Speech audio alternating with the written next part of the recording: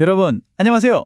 2026년 이 숫자가 자동차 산업에 있어서 얼마나 중요한 해인지 혹시 아시나요? 그냥 단순히 신차가 나오는 그런 해가 아니에요. 우리가 알던 자동차라는 개념 자체가 정말 말 그대로 뿌리부터 흔들리는 그런 거대한 변곡점이 바로 코앞에 다가왔습니다. 그래서 오늘의 이야기는 바로 이 질문으로 시작해 볼까 합니다. 2026년이 되면 우리가 매일 타는 자동차는 도대체 어떻게 바뀔까요? 지금 우리가 생각하는 자동차랑은 완전히 다른 모습일까요? 그 답을 지금부터 하나하나 같이 찾아가 보시죠. 오늘 우리가 함께 떠나볼 여정은 이렇습니다. 먼저 2026년이 왜 변곡점인지 큰 그림부터 보고요. 그 다음엔 세상이 어떻게 바뀌고 있는지, 또 자동차 기술 자체는 어떻게 진화하는지 살펴볼 겁니다. 그리고 이 판에서 누가 이길지, 이 치열한 경쟁 이야기도 빼놓을 수 없겠죠? 마지막으로 제일 중요한 거, 그래서 이 모든 게 우리한테, 바로 여러분에게 어떤 영향을 미칠지 여기까지 쭉 한번 훑어보겠습니다. 자, 그럼 첫 번째 이야기부터 시작해 볼까요? 2026년 도대체 왜 이 해가 이렇게 중요할까요? 그건 바로 기술, 경제, 사회 이 세 개의 거대한 파도가 딱 한 지점에서 만나서 그야말로 쓰나미처럼 자동차라는 세상을 확 덮어버리기 때문입니다. 이게 정말 재밌는 게 그냥 한두 가지 이유 때문이 아니에요. 여러 거대한 힘들이 마치 약속이라도 한 것처럼 동시에 한 곳으로 모여들고 있는 거죠. 그래서 지금부터 이 힘들이 도대체 뭔지, 바깥 세상의 변화부터 자동차 안의 기술까지 한번 제대로 파고 들어가 보겠습니다. 그럼 다음으로 넘어가서, 아니, 왜 하필 지금일까요? 왜 갑자기 이런 변화가 몰아치는 걸까요? 그 이유를 알려면 우리를 둘러싼 세상, 그리고 자동차를 타는 우리들의 생각이 어떻게 바뀌고 있는지를 먼저 봐야 합니다. 우선 돈 문제죠. 경제부터 볼게요. 2026년쯤 되면 세계 경제가 꽤나 안정적인 성장세에 접어들 걸로 보고 있어요. 여기 보시면 미국이 2.6%, 중국은 무려 4.8%나 성장할 걸로 예상되죠. 유럽은 좀 더디긴 하지만 중요한 건 뭐냐면 전반적으로 경기가 괜찮다는 거예요. 사람들이 차를 살 만한 여유가 생긴다는 뜻이죠. 이게 바로 꾸준한 수요를 받쳐주는 기본 바탕이 되는 겁니다. 그리고 사회적으로는 와, 이건 정말 거대한 변화입니다. 바로 소유에서 접속으로. 이게 무슨 말이냐면 특히 젊은 세대한테는 자동차가 더 이상 꼭 사야 하는 내 것이 아니라는 거예요. 그냥 필요할 때 스마트폰 앱으로 불러서 쓰는 서비스가 되는 거죠.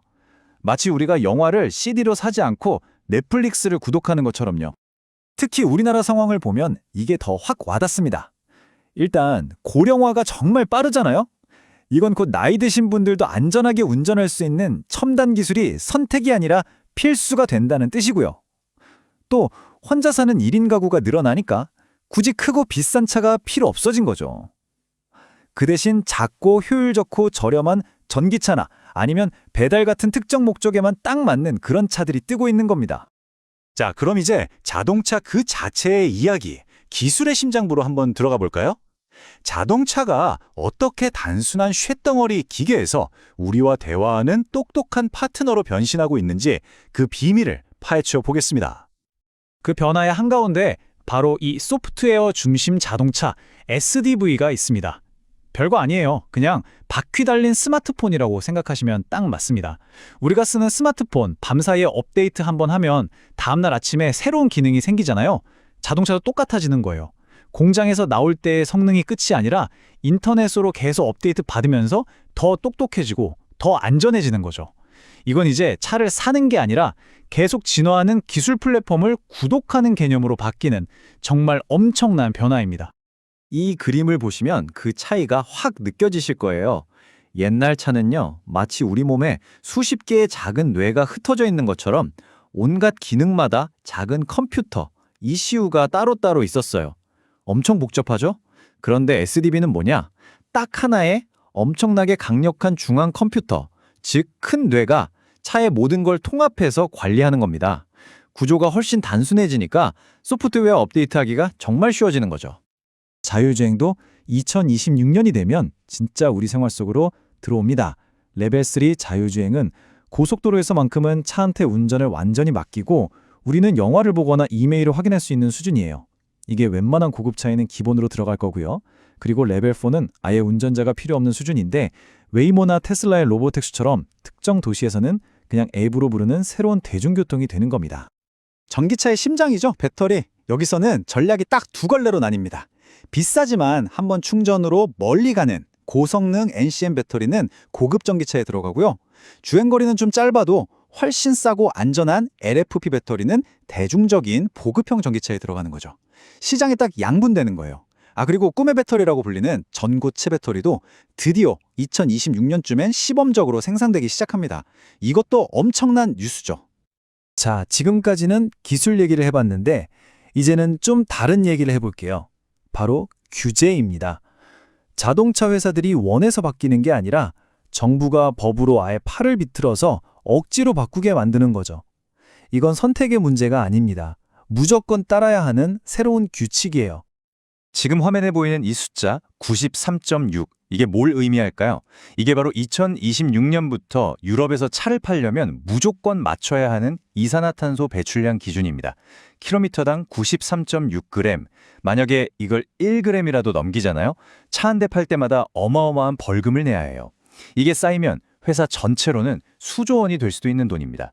그러니까 자동차 회사 입장에서는 울며 겨자 먹기로 전기차를 팔 수밖에 없는 거예요.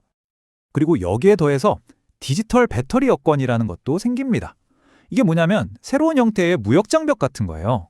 유럽이 우리한테 배터리 팔려면 이 배터리가 어디서 캐낸 광물로 얼마나 친환경적으로 만들어졌는지 전부 다 기록해서 증명해! 라고 요구하는 거죠. 이제는 그냥 물건만 잘 만들면 되는 게 아니라 그 물건을 만드는 전 과정이 투명하지 않으면 아예 팔지도 못하는 시대가 오는 겁니다. 자, 이렇게 환경이 복잡하게 돌아가니까 시장을 차지하기 위한 싸움이 정말 치열해집니다. 마치 한편의 왕좌의 게임 같아요. 지금 시장에는 크게 세 종류의 플레이어들이 있는데요. 과연 이 장대한 전투에서 최후의 승자는 누가 될까요? 지금 이 표를 보시면 각 플레이어들의 상황이 딱 정리됩니다. 먼저 혁신의 아이콘 테슬라. 이제는 자동차 회사가 아니라 AI 회사로 가려고 하죠. 근데 신차 모델이 너무 안 나와서 좀 힘들어하고 있고요. 그 다음은 무섭게 치고 올라오는 BYD 같은 중국 회사들. 가성비로 무장해서 전 세계로 뻗어나가고 있는데 언제 관세 폭탄을 맞을지 모르는 위험이 있죠. 마지막으로 폭스바겐이나 현대차 같은 전통의 강자들. 전기차로 전환은 해야겠는데 이게 돈이 안 되니까 그 속도 조절 때문에 지금 머리가 터질 지경입니다. 자, 지금까지 좀 거창한 얘기를 했죠? 그럼 이제 가장 중요한 질문으로 넘어가 보겠습니다.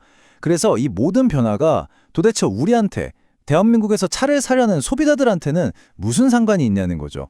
당장 내 지갑에, 그리고 내가 다음번에 살 차에 어떤 영향을 줄까요? 만약 여러분이 2026년에 차를 살 계획이 있다면 이건 정말 희소식입니다. 우선 전기차 보조금 계속 나옵니다. 최대 1,000만 원까지 받을 수 있고요. 심지어 낡은 내연기관차를 전기차로 바꾸면 추가 보너스까지 준다고 해요. 그리고 배터리 실명제 같은 게 도입돼서 내 차 배터리 상태를 투명하게 알 수 있게 되고 아파트 충전소 의무 설치 비율도 10%까지 올라가서 충전 걱정도 훨씬 줄어들 겁니다. 그리고 뭐니 해도 가장 기대되는 건 바로 이 신차들이죠.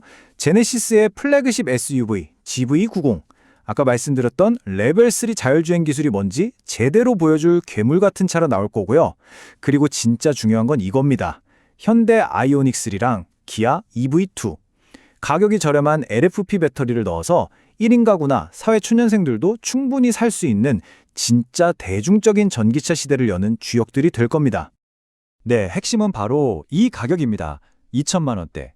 보조금 받으면 2천만 원대 후반에 전기차를 살 수 있게 되는 거예요. 이건 정말 엄청난 겁니다. 더 이상 전기차가 얼리어답터나 부자들의 전유물이 아니라 그냥 우리 모두가 다음 차를 살 때 아반떼 살까, 전기차 살까 이렇게 현실적으로 고민할 수 있는 선택지가 된다는 뜻이니까요. 말 그대로 시장의 판을 바꾸는 진정한 게임 체인저가 등장하는 거죠. 결국 이 모든 이야기를 종합해보면 2026년의 자동차는 더 이상 우리가 알던 자동차가 아닙니다. 우리는 그냥 쇠로 만든 제품을 사는 게 아니에요. 이동이라는 서비스를 이용하는 거고 계속해서 똑똑해지는 기술 플랫폼을 소유하게 되는 거죠. 이 세 가지의 경계가 완전히 허물어지는 겁니다. 그래서 마지막으로 여러분께 이 질문을 던지면서 마무리할까 합니다. 2026년이 되면 여러분은 자동차를 어떻게 하시겠어요? 한 번에 목돈을 주고 시간이 지나면 낡아버리는 기계를 구매하시겠습니까? 아니면 매달 요금을 내면서 항상 최신 상태로 업데이트되는 똑똑한 기술을 구독하시겠습니까? 어떤 선택을 하시든 미래는 이미 여러분의 문 앞까지 와 있습니다.